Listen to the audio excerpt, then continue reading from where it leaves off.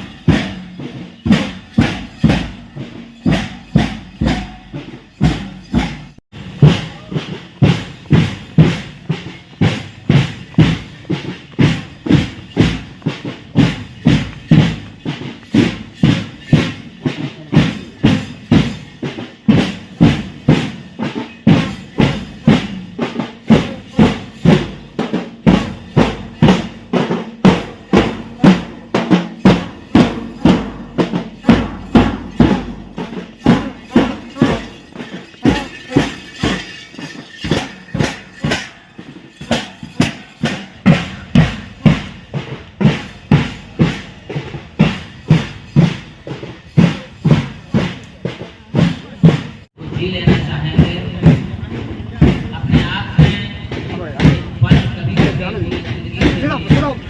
जिंदगी और वही पल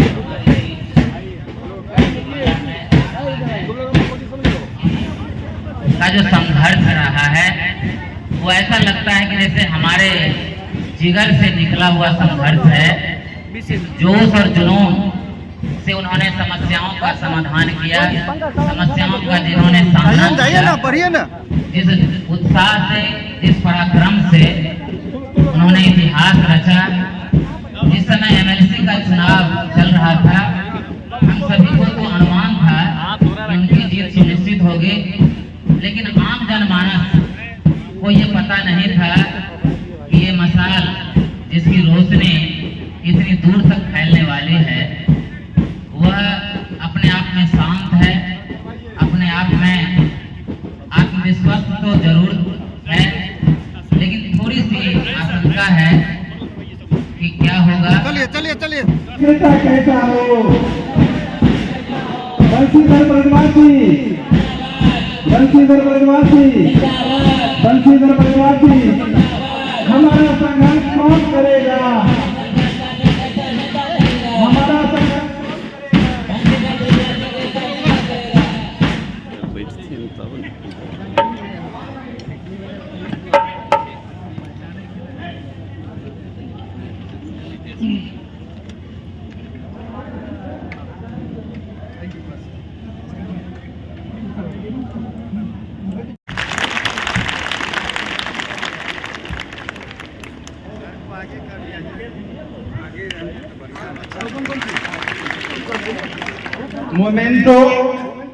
मोमेंटो भेंट करेंगे प्रखंड अध्यक्ष श्री दिलीप कुमार एवं इस कार्यक्रम के लिए मैं जान फूकने वाले मोहम्मद मोहम्मदुल्ला। आप दोनों शीघ्र मंच पर आए और हमारे मुख्य अतिथि को मोमेंटो भेंट करें।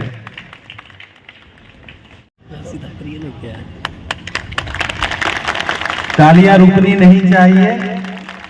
मोमेंटो भेंट कर रहे हैं हमारे दिलीप जी और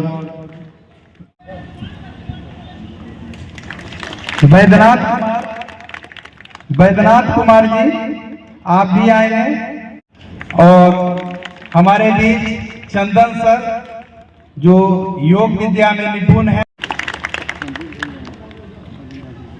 माध्यमिक शिक्षक संघ के राज्य कार्य समिति सदस्य श्री अरविंद कुमार दास जी मंच पर आएंगे और हमारे मुख्य अतिथि को सम्मानित करेंगे। इन्हें सम्मानित करने रंजना मैम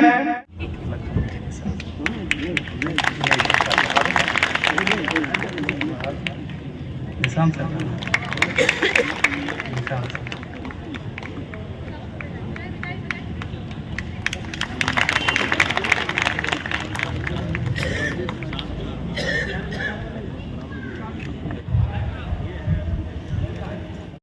दें, क्योंकि वक्ताओं की लंबी सूची है, हमें सबको सुनना है, उसके बाद मुख्य अतिथि का सुनना है।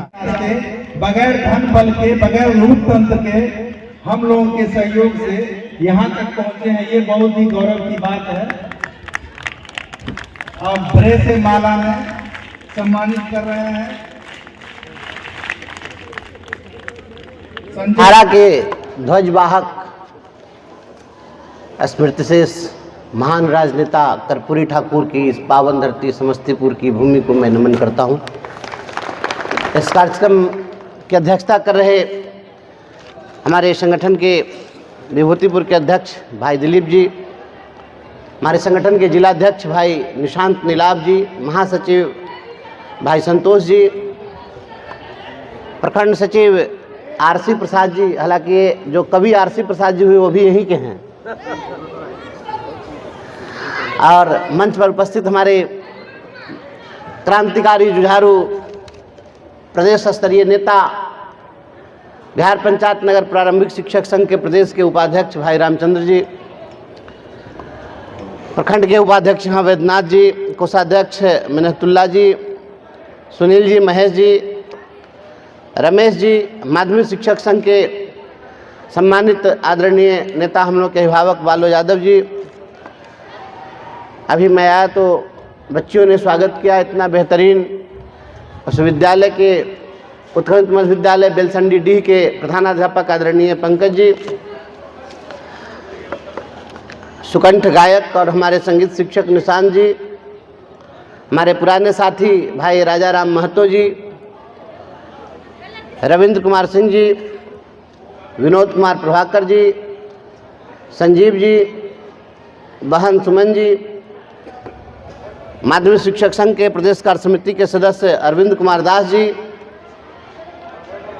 नीलय जी, राजा राम रमन जी, उपस्थित हमारे तमाम विभिन्न शिक्षक संगठनों के संघीय पदाधिकारीगण, इस महाविद्यालय के हमारे सम्मानित गुरुजन साथी, जिले के कोने कोने से उपस्थित हमारे तमाम सम्मानित गुरुजन, प्रेस मीडिया के साथियों, भाइयों बहनों और यहाँ उपस्थित प्यारे बेटे और बेटियों, आप लोग जब समस्या सुनाते हैं मंचों पर आकर के, मैं तो केवल और केवल इसी डिपार्टमेंट का स्पेशलिस्ट हूँ, तो मुझको तो पता है कि कहाँ कहाँ कौन कौन दर्द है और कौन कौन बीमारी है, मुझको कुछ बताने की ज़रूरत नहीं है। और जब मुझे लोग फ़ोन करते हैं तो कहते हैं कि एमएलसी साहब हैं, तो जब एमएलसी कहते हैं तो मैं असहज हो जाता हूँ। वास्तविकता है, मैं असहज हो जाता हूँ। विधान पार्षदी आना और जाना क्या होने को है इससे, मैं समझता हूँ इससे कोई मतलब नहीं है बहुत ज़्यादा कि विधान पार्षद हो गए। वह एक संवैधानिक व्यवस्था है जिसके तहत आपने चुनकर हमें भेजा है। पहले जो सड़कों पर मैं संघर्ष कर रहा था, सड़कों पर जो मैं बोल रहा था, बस आपकी आवाज़ केवल और केवल वही जो सड़कों पर थी वह सड़कों पर भी है और फिर सदन में भी आपको वही आवाज़ दिखेगी। बस इतना ही होना और कुछ नहीं। और रही बात आपके अधिकारों की लड़ाई, तो एक बात स्पष्ट जानिए, एक विधान पार्षद बना देने से आपकी सभी मांगें पूरी हो जाए एक विधान पार्षद के कारण, ऐसा नहीं है, यह नहीं हो सकता है। यह गलतफहमी में मत रहिएगा। हम किसी व्यक्ति को बहुत आगाह करते हैं और साफ सुथरी बात करते हैं, एकदम बिल्कुल साफ रहिए। मैं विधान पार्षद हूँ और मैं कुछ बोल दूंगा वहाँ हो जाएगा, ऐसा कुछ होने वाला नहीं है। लेकिन एक बात जरूर है कि विधान पार्षद बनाने के बाद जब मैं कोई बात बोलता हूँ उसको और ज़्यादा गंभीरता से लोग लेते हैं और गंभीरता से सुनते हैं, बस इतना ही अंतर हुआ। पहले उतनी गंभीरता से लोग नहीं सुनते थे। आपने देखा कि राज्य के अपर मुख्य सचिव प्रतिदिन वीडियो कॉल कर रहे थे ना। जब वह वीडियो कॉल करके और शिक्षकों को जलील करना शुरू किया इन्होंने सार्वजनिक रूप से, तो हमने भी वीडियो बनाना शुरू किया और मैंने कहा कि अगर तुम एक बनाओगे तो 4 हम बनाएंगे, तैयार रहो। जब हमने दिखाना शुरू किया, रामवृक्ष बेनीपुरी जी के गांव का हालात हमने दिखाया, तो आपका वीडियो कॉल बंद हो गया। ये बोलने का ही परिणाम है, अब वीडियो कॉल नहीं हो रहा है। जब बेटे और बेटियों को ये इंटरमीडिएट की परीक्षा में 5 मिनट विलम्ब होने पर, 2 मिनट विलम्ब होने पर घुसने नहीं दे रहे थे, तो हमने कहा कि गरीबों के बच्चे हैं तो आप इनको मारेंगे और उसको खदेड़ देंगे, और 5 मिनट विलम्ब होगा तो आप जाने नहीं देंगे। और जब आपका यूपी वाला जो आएगा दुलरुआ बाल बच्चा, तो 3 घंटा ट्रेन का इंतजार करेंगे कि ट्रेन आ रहा है। तो बोले हैं ये लोग कि अप्रैल में इन लोग की हम परीक्षा ले लेंगे। ये बोलने का परिणाम है, ये आपको दिख रहा है और इस चीज़ को बताते भी रहना चाहिए, भूलना नहीं चाहिए। लड़ाई है, लड़ाई आपकी होगी। जो प्रमुख मांग है उस मांग में सेवा निरंतरता की बात है। हमारे कुछ साथी कहे कि हमारे नई ज्वाइनिंग के कारण हमारी सर्विस कंटिन्यूटी चली जाएगी। बताइए, पूरे दुनिया के अंदर में कोई ऐसी सरकार हमको कोई बता दे जहां पर कोई कर्मचारी काम कर रहा हो और वही ड्यूटी, वही रेस्पॉन्सिबिलिटी वह परफॉर्म करने के लिए केवल उसका नाम बदल दिया जाए तो उसके पहले की सेवा समाप्त कर दी जाए। ऐसी व्यवस्था पूरे दुनिया के अंदर कहीं है तो कोई बता दीजिए। जैसे बिहार में मुख्यमंत्री इस्तीफा देकर फिर मुख्यमंत्री बनते हैं, यहाँ के विधायक लोगों का कार्यकाल खत्म हो जाता है तो फिर नए सिरे से विधायक बनते हैं, तो फिर नए सिरे से ये लोग शपथ लेते हैं। हालांकि बिहार में तो देखते हैं हमारे जो भी लोग हैं, क्या पूरे देश की यही व्यवस्था है? यही एक व्यवस्था है, संवैधानिक पद है, जहाँ पर लोग आकर के कसम खा खा के झूठ बोलते हैं। हर दिन कसम लोग खाता है एकदम सत्यनिष्ठा की, मैं कसम खाता हूँ, ईश्वर की शपथ लेता हूँ, मैं संविधान के अनुकूल आचरण करूँगा, और पूर्णतः संविधान के विरुद्ध काम करते हैं।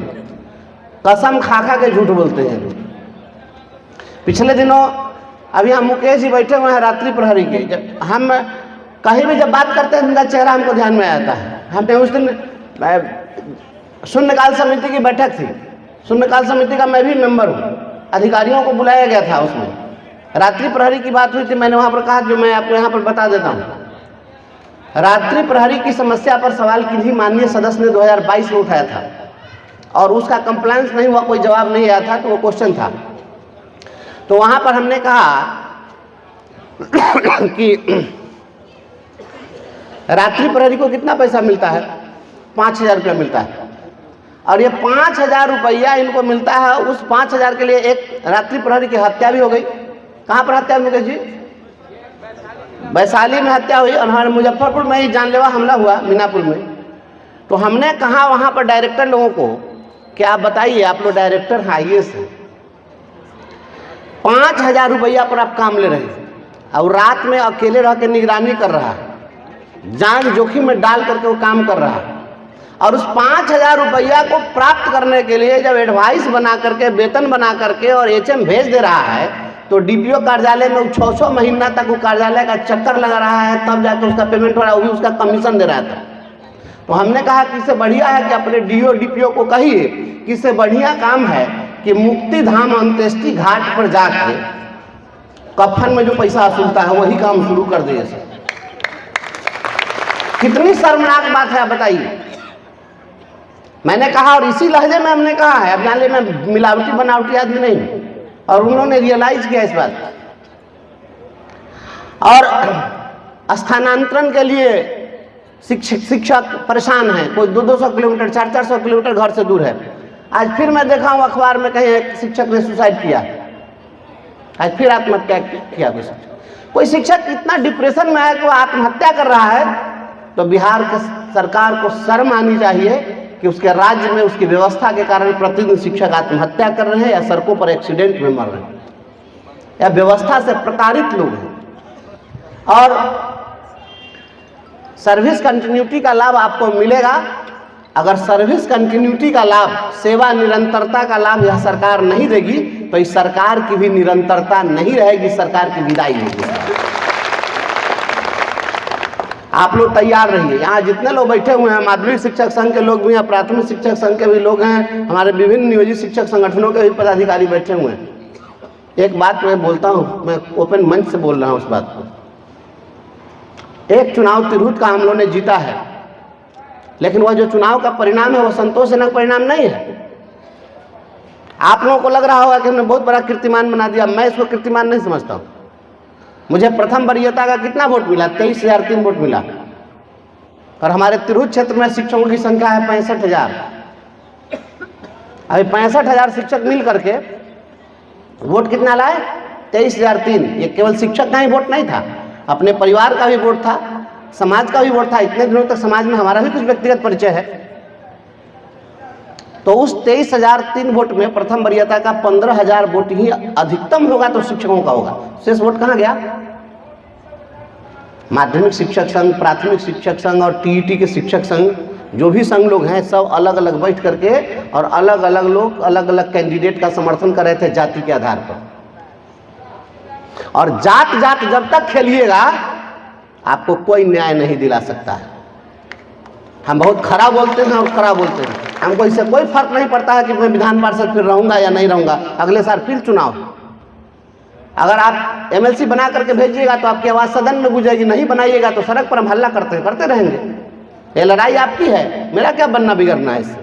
हमारी कोई ऐसी इच्छा है ही नहीं कि मैं विधान पार्षद बन गया तो मुझे कोई अकुत संपत्ति खड़ी करनी है, मेरे ऐसी कोई चाहत ही नहीं है कभी। जिस भी मीटिंग में मैं गया हूँ और जहाँ अधिकारी मिले मैं उनको लतार के आया हूँ। मुख्यमंत्री जी की मीटिंग में मैं गया था तो उसके पहले ही सुबह में डीएम साहब आग्रह करने लगे कि थोड़ा सा प्लीज़ देखिएगा, मुख्यमंत्री जी आ रहे हैं। दिशा की बैठक में मैं गया था तो डीओ वहीं पे बैठे हुए थे। मैंने कहा कि ये सबसे बड़ा लुटेरा है, माफिया है, इसको क्यों बैठा है मीटिंग में? मैं मुंह पर बोलता हूँ, इसी लहजे में मैं बोलता हूँ। अभी एक कार्यक्रम था पर्यटन विभाग का, उसमें पर्यटन मंत्री आए हुए थे नीतीश मिश्रा जी, और वहाँ पर हमारे भारत सरकार के मंत्री भी बैठे हुए थे, और सबके सामने मैंने पूरी व्यवस्था की पोल खोल दी हुई, आप देखे होइएगा। मैंने कहा कि ये सब व्यवस्था नहीं चलेगी, मुझे अगर आप बुलाते हैं तो सिस्टम को दुरुस्त रखिए, और नहीं रखिएगा तो मैं बोलूँगा और सार्वजनिक रूप से बोलूँगा। बोलने ही के लिए शिक्षक समाज हमको भेजा है और हम बोलने ही के लिए जाने जाते हैं। तो जहाँ गड़बड़ी दिखेगी हम बोलते रहेंगे। और शिक्षा विभाग के पदाधिकारी लोगों को थोड़ा, क्योंकि अभी मौसम प्रतिकूल था और मेरा स्वास्थ्य भी इस ठंडक के समय में कभी कभी परेशानी हो जाती है, मैं अस्वस्थ रहा, मैं ठीक हो रहा हूँ। रामचंद्र भाई तैयारी करिए, सदन के अंदर बोलने से कुछ मिलने वाला नहीं है। बिहार में चाहे पटना वाली सरकार हो, चाहे इस देश में दिल्ली वाली सरकार हो, आंदोलन से सरकार नहीं डरती है। एक बात समझ लीजिए, आंदोलन से सरकार नहीं डरती है। लोकतंत्र की जब अवधारणा बनी होगी तो लोग सोचे होंगे कि लोक लाज से लोकतंत्र चलेगा, यहाँ पर तो सब बेशर्म बैठा हुआ है, वहाँ क्या लोकतंत्र चलेगा? बेशर्मों की हुकूमत है। जहाँ पर बहन बेटियां असुरक्षित है, अगर पूर्णिया में कोई बहन बेटी अगर उसके हाथों में और पैरों को रस्सियों से बांध दिया जाता है और पिलर में बांध दिया जाता है, अगर कहीं भी बहन बेटी अगर उसकी आबरू लूट रही है, उसका वस्त्र हरण हो रहा है, तो सत्ता के सिंहासन पर जो बैठा हुआ व्यक्ति है वह धृतराष्ट्र होगा। धृतराष्ट्र वास्तविक है या काल्पनिक मैं नहीं जानता हूं, लेकिन धृतराष्ट्र का अर्थ होता है धृतराष्ट्र, जो राष्ट्र को धारण करे उसको धृतराष्ट्र कहते हैं। और जो आंख से अंधा राजा होगा, धृतराष्ट्र अगर अंधा होगा तो उसके सामने द्रौपदी का चीरहरण होता रहेगा। राज्य का मुखिया आंख से अंधा बना हुआ है। मैं इसलिए कहता हूं कि सरकार बेशर्मों की सरकार है, जहां पर एक शिक्षिका का हाथ पैर बांध दिया जाता है इसी राज्य के अंदर में।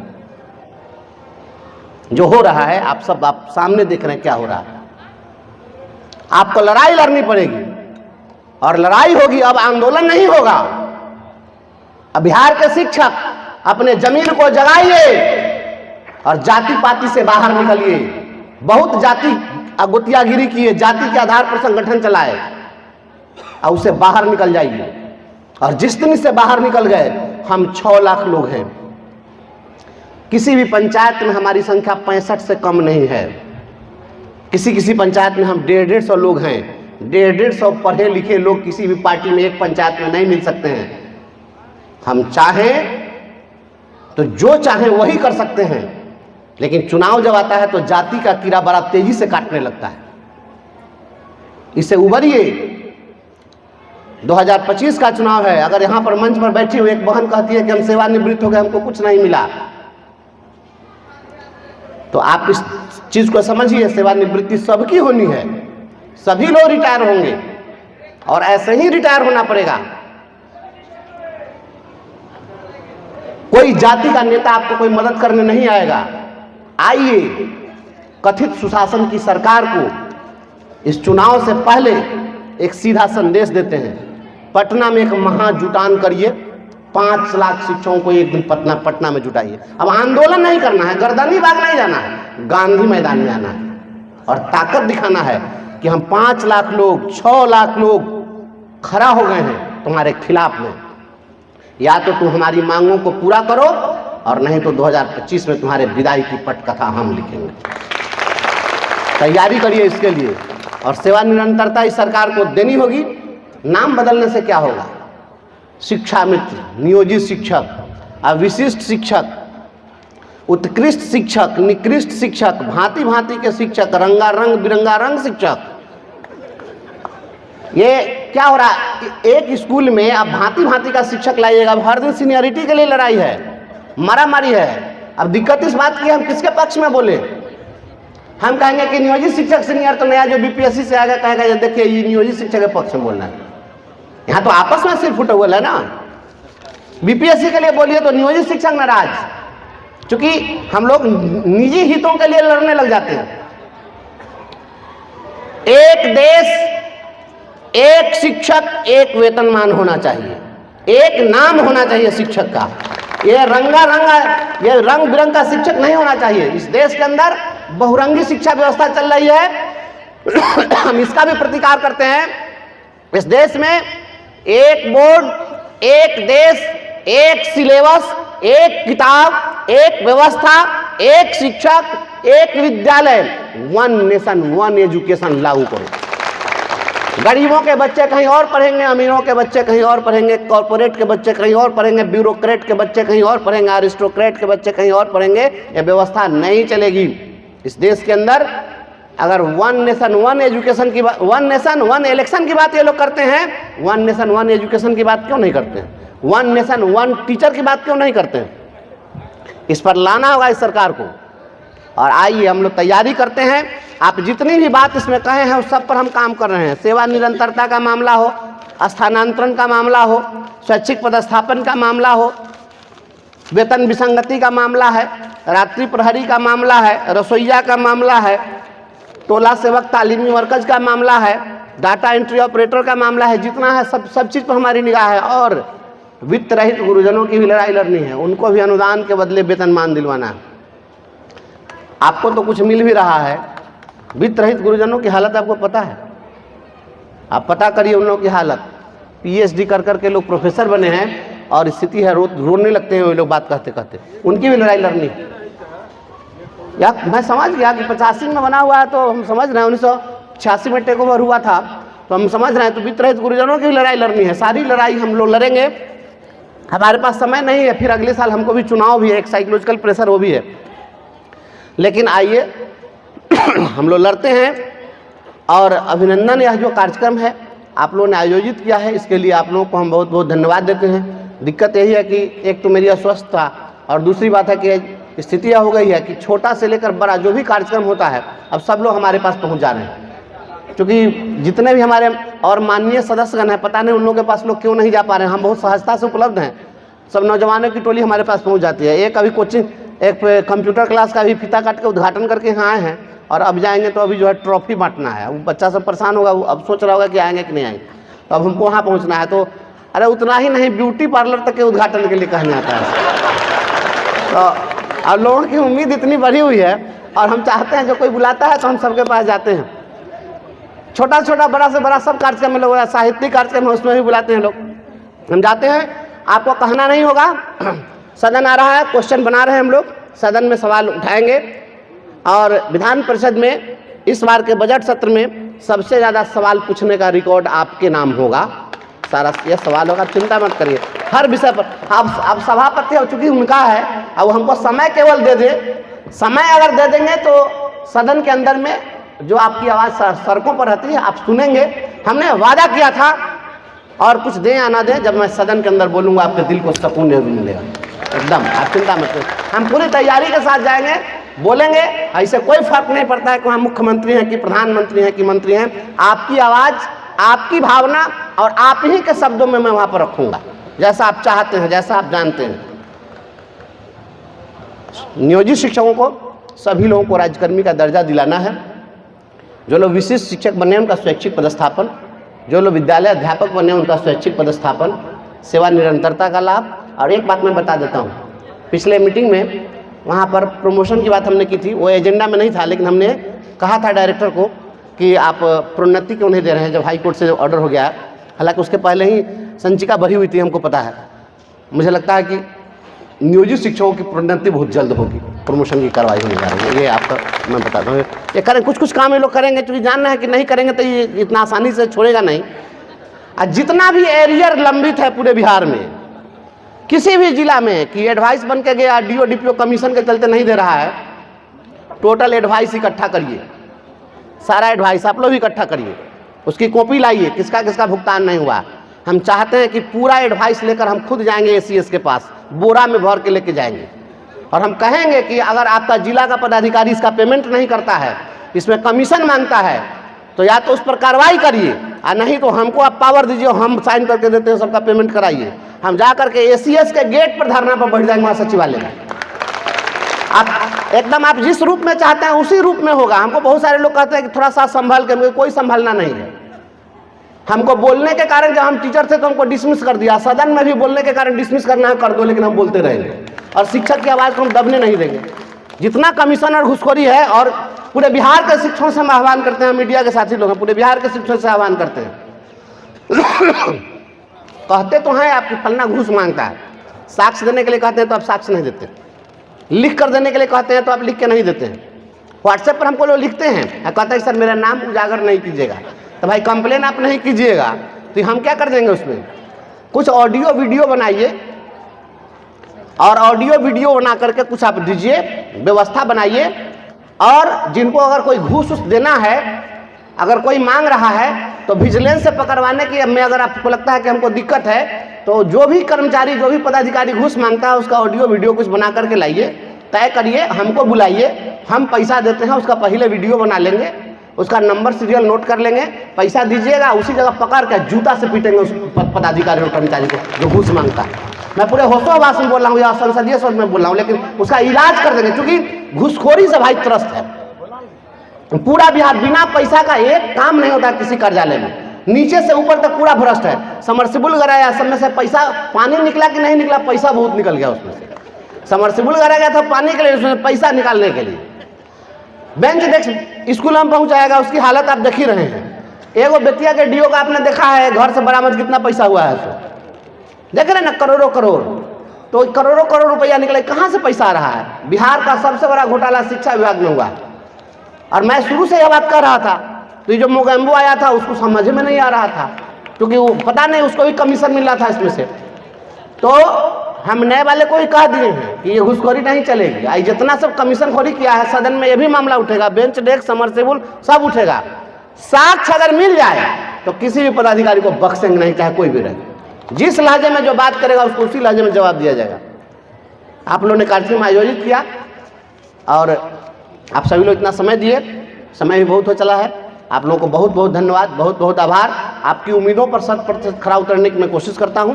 आप लोग सहयोग करिए। और एक आग्रह है, फ़ोन अनावश्यक कोई आदमी नहीं करिए। बहुत फ़ोन आता है, फ़ोन इतना आता है कि मैं जवाब नहीं दे सकता हूँ उतना।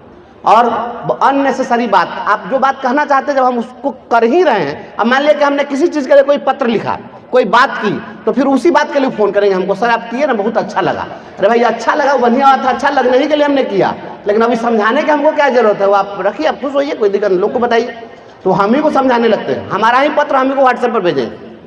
आज सुबह सुबह आज आया था, आज रोज डे है कि प्रपोज डे है, उसका भी सुबह सुबह भेजता है सब। अब हर दिन 500 भेज देगा, यही सब चाय की प्याली, good morning, good evening, good Sunday, good Monday.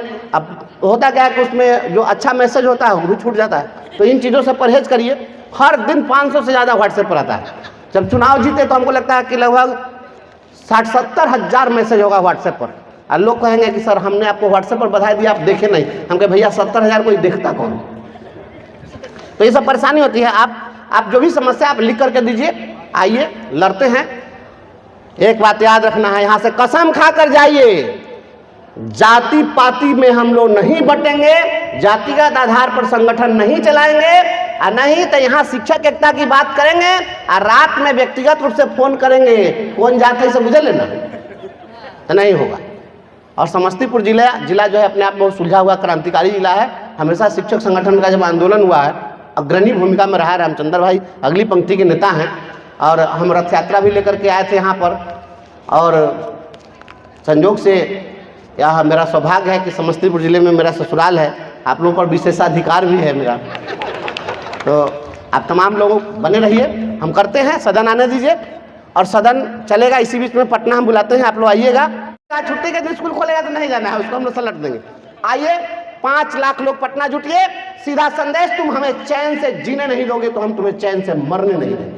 सीधा संदेश नीतीश कुमार को जाएगा। अब बिहार के मुख्यमंत्री जी का अब अवसान ही होने वाला है राजनीति का, अब उनकी राजनीति समाप्ति होने, बिहार में नई राजनीति का उदय होने वाला है। मैं बोल